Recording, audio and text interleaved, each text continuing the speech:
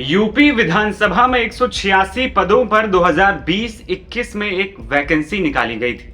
नौकरी पाने के लिए 2.5 लाख अभ्यर्थियों ने आवेदन भी किया, लेकिन असली खेल इसी के बाद शुरू हुआ। परीक्षा का परिणाम आया और 186 पदों में से 38 यानी कि हर 5वां शख्स नौकरी पाने वाला विधानमंडल से जुड़े अधिकारियों का करीबी या रिश्तेदार निकला। हैरानी की बात तो यह है कि इन्हीं अधिकारियों की निगरानी में इस परीक्षा का आयोजन भी किया गया था। अब इसी खुलासे ने पूरे प्रदेश में हड़कंप मचा दिया है और यह मामला जब कोर्ट पहुंचा था तब इलाहाबाद हाई कोर्ट ने भी इसे चौंकाने वाला घोटाला करार दिया था।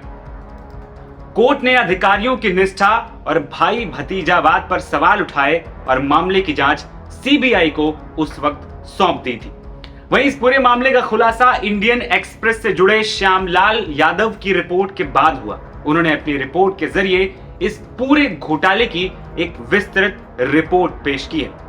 रिपोर्ट के मुताबिक सफल उम्मीदवारों की लिस्ट में तत्कालीन उत्तर प्रदेश विधानसभा अध्यक्ष के पीआरओ और उनके भाई, एक मंत्री का भतीजा, विधान परिषद सचिवालय प्रभारी का बेटा, विधानसभा सचिवालय प्रभारी के 4 रिश्तेदार, संसदीय कार्य विभाग प्रभारी का बेटा और बेटी, एक उप लोकायुक्त का बेटा और 2 मुख्यमंत्रियों के पूर्व स्पेशल ड्यूटी अधिकारी के बेटे शामिल।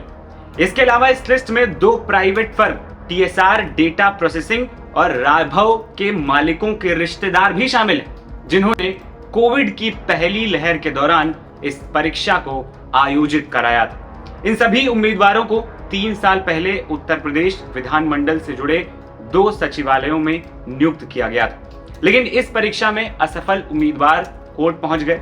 इसके बाद 18 सितंबर 2023 को 3 असफल उम्मीदवार सुशील कुमार, अजय त्रिपाठी और अमरीश कुमार की याचिका पर सुनवाई करते हुए इलाहाबाद हाईकोर्ट की 2 जजों की पीठ ने मामले की सीबीआई से जांच कराने के आदेश दे दिए थे। कोर्ट ने इस प्रक्रिया को चौंकाने वाला और भर्ती घोटाला तक करार दे दिया था।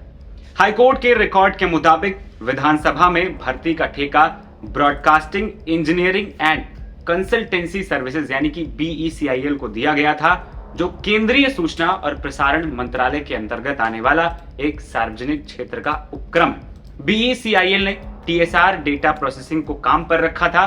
वहीं इंडियन एक्सप्रेस से जुड़े सूत्रों के मुताबिक विधान परिषद में भर्ती का ठेका राघव नाम की एक प्राइवेट फर्म को दिया गया था। हालांकि सचिवालय ने परीक्षा प्रक्रिया में गोपनीयता का हवाला देते हुए कोर्ट में फर्म का नाम नहीं बताया था। इस भर्ती के खिलाफ 2021 में इलाहाबाद हाईकोर्ट में कई याचिकाएं दायर की गईं। 18 सितंबर 2023 को 2 याचिकाओं को जोड़ते हुए कोर्ट ने इन याचिकाओं को जनहित याचिका में बदल दिया और फिर 2 जजों की बेंच को सुनवाई का जिम्मा दिया गया। 2 जजों की बेंच ने मामले में सीबीआई जांच का आदेश देते हुए इस भर्ती में बाहरी एजेंसियों को शामिल करने की आलोचना की। कोर्ट के रिकॉर्ड्स के मुताबिक दोनों प्राइवेट फर्म के मालिकों को पहले एक अन्य भर्ती में कथित हेराफेरी के आरोप में जेल भी भेजा जा चुका था और मामला लंबित होने के चलते वे जमानत पर थे। साल 2016 तक सचिवालय के लिए भर्ती परीक्षा यूपी लोक सेवा आयोग द्वारा कराई जाती थी, लेकिन इसी साल उत्तर प्रदेश के विधानसभा और साल 2019 में उत्तर प्रदेश विधान परिषद ने नियम में संशोधन कर खुद से ये परीक्षाएं आयोजित कराने का निर्णय लिया। विधानमंडल में हुई इन भर्तियों कतार उत्तर प्रदेश के 2 बड़े राजनेताओं से भी जुड़ रहे हैं। राज्य के पूर्व मुख्यमंत्री अखिलेश यादव के करीबी जैनेंद्र सिंह यादव उर्फ नीटू के भतीजे की विधानसभा आरओ के पद पर नियुक्ति हुई।